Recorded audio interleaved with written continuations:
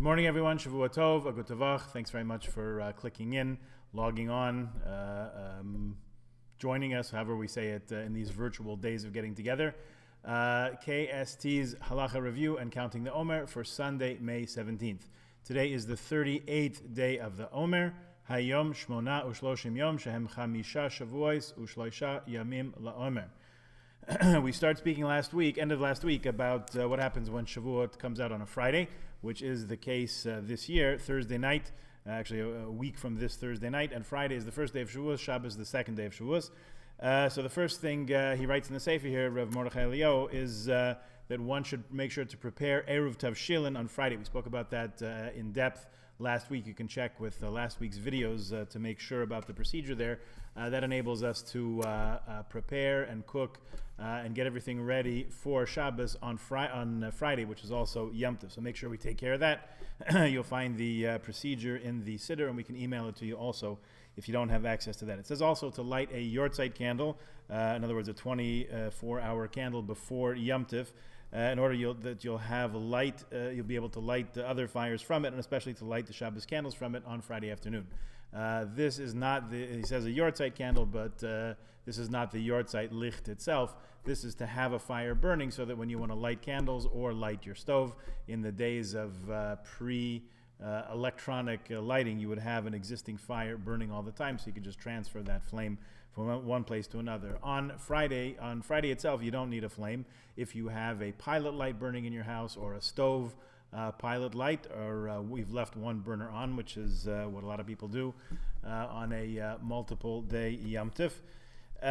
So you don't need that. For those who unfortunately have to say Yizkor, so then we do light the candle before a Yizkor candle before Friday night candle lighting.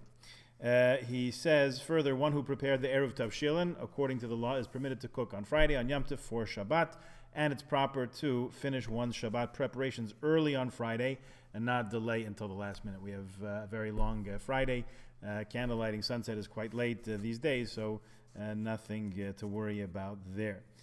Also mentions a footnote in connection with that.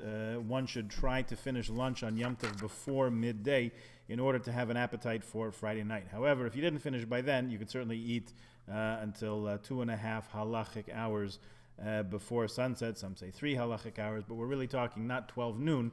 We're rather talking the halachic midday, halfway between sunup and sundown, which these days is somewhere in the neighborhood of 1:30 or maybe even a little bit later. So you don't have to rush through. And even if you did, even if you extend your lunchtime eating beyond that, you're still okay because you have at least until 3 hours, if not 2.5 hours before sunset. That's quite late in the afternoon, 5, 6, something like that. Most people have managed to polish off their cheesecake and their blintzes by that time.